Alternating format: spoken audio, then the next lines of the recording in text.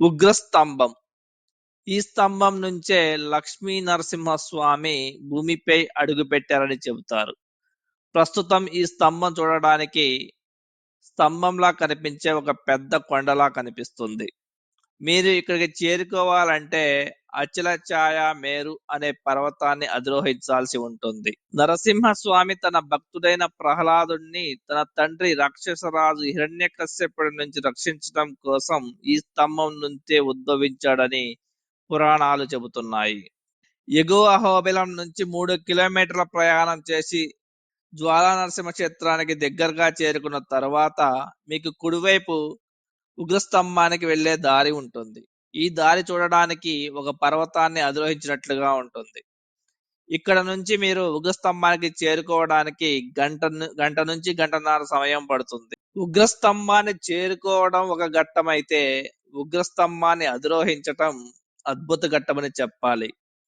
ఈ ఉగ్రస్తంభాన్ని మీరు అధిరోహించిన తర్వాత పైన ఉన్న శ్రీచక్రాన్ని గాని స్వామివారి పాదాలని చూడాలంటే మాత్రం మీ గుండెలో వణుకు పుడుతుంది. ఎందుకంటే పొరపాటున కాలు స్లిప్ అయిందంటే ఇక సాక్షాత్తు ఆ నరసింహస్వామిని చేరుకున్నట్టే. మొదట మేము ఈ ఉగ్రస్తంభాన్ని అధిరోహించడం చాలా కష్టమని అనుకున్నాం. కానీ మా ఫ్యామిలీ మొత్తం ఎక్కాలని డిసైడ్ అయ్యాం. మేము ఆ ప్రయాణాన్ని స్టార్ట్ చేసాం. ఈ ప్రయాణంలో మేము చాలానే రిస్క్ తీసుకున్నాం. ఎందుకంటే మాతో పాటు చిన్న పిల్లలు కూడా ఉన్నారు. కాలు స్లిప్ అయిందంటే అంతే సంగతి. కాబట్టి పిల్లలను జాగ్రత్తగా చూసుకోవడం లేదా వాళ్ళని కిందనే మీ పెద్దవాళ్ళ దగ్గర వదిలిపెట్టి రావడం చాలా ఉత్తమం. ఈ అహోబిల క్షేత్రంలో మీరు ఉగ్రస్తంభాన్ని చేరుకోవాలంటే మాత్రం డోలీ సహాయం మాత్రం లేదు. ఎందుకంటే పక్కా మీరు కాలినడకన చేరుకోవాల్సిందే. ఎందుకంటే దారి అంత క్లిష్టతరంగా ఉంటుంది. మీరు ఇక్కడ వీడియోలో చూడవచ్చు. ఈ అచలఛాయ మేరు పర్వతాన్ని అధిరోహించి ఉగ్రస్తంభాన్ని అధిరోహించాలంటే మాత్రం ఎంత లేదన్నా 2.5 గంటల నుంచి 3 గంటలు పడుతుంది తిరిగి మీరు జ్వాలా నరసింహ క్షేత్రాన్ని చేరుకోవడానికి.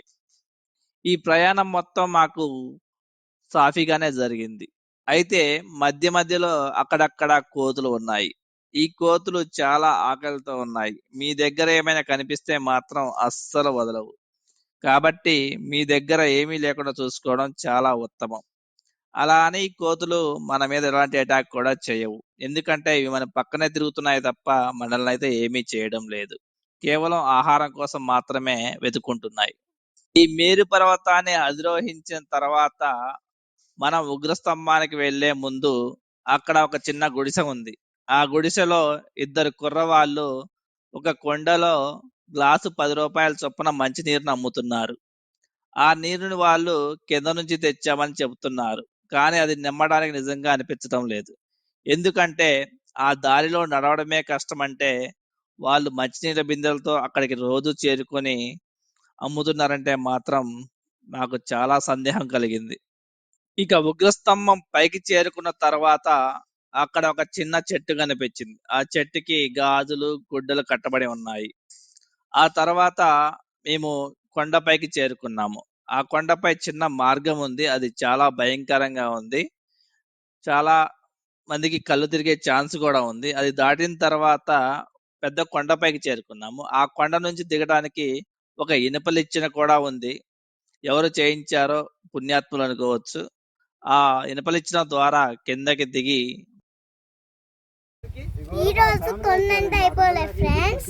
రేపు వీడియో పంపించి చూపిస్తా ఫ్రెండ్స్. Bye friends. ఈ వీడియో లైక్ చేయండి. మళ్ళీ ఇంకో ఇనుప నిచ్చెన ద్వారా మనం శ్రీవారి పాదాలు అలాగే శ్రీచక్రం ఉన్న చోటికి చేరుకుంటాము. ఇక్కడ మీరు చూస్తున్న శ్రీవారి పాదాలు పాతవి పగిలిపోవడం వల్ల రీసెంట్ గానే కొత్తవి ప్రతిష్ఠించారని అక్కడ ఉన్న వాళ్ళు చెప్పారు. ఇక్కడ ఉన్న శ్రీచక్రానికి ఒక ఇనుప స్తంభం ఉంది. ఆ స్తంభాన్ని పట్టుకొని ప్రదక్షిణలు కూడా చేయమని చెప్పారు. కానీ చేయడం చాలా కష్టం అనిపించింది. కానీ అంత దూరం వెళ్ళి ప్రదక్షిణలు చేయకపోతే బాగోదు కనుక అది కూడా చేశాం.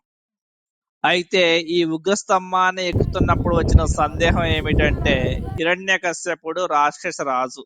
అంటే ఆయనకు పెద్ద భవంతులే ఉండాలి. కానీ ఇక్కడ ఎక్కడ కూడా భవంతులకు సంబంధించిన ఆధారాలు మాత్రం కనిపించలేదు. అయితే ఇక్కడి వారిని కనుక్కుంటే చెప్పింది ఏమిటంటే ఉగ్ర నరసింహుడు జ్వాలారూపుడై ఉన్నప్పుడు స్వామి వారిని శాంతపరచడానికి గంగాదేవి భవనాశిని రూపంలో స్వామి వారిని శాంతింపజేసిందని, అలా గంగాదేవి శాంతింపే క్రమంలో హిరణ్యకశ్యపుని భవంతి సైతం ఆ నీటిలో కొట్టుకుపోయిందని ఇక్కడి వారు చెప్తున్నారు. ఇక్కడ మీరు ప్రహ్లాదుని చరిత్ర గురించి వింటున్నట్లయితే ఉగ్రస్తంభం అనేది స్టార్టింగ్ పాయింట్ అని చెప్పవచ్చు. ఎందుకంటే ఈ ఉగ్రస్తంభం నుంచే నరసింహస్వామి ప్రత్యక్షమయ్యారు. అక్కడ నుండి హిరణ్యకశ్యపుని వధించిన ప్రదేశం జ్వాలా నరసింహస్వామి.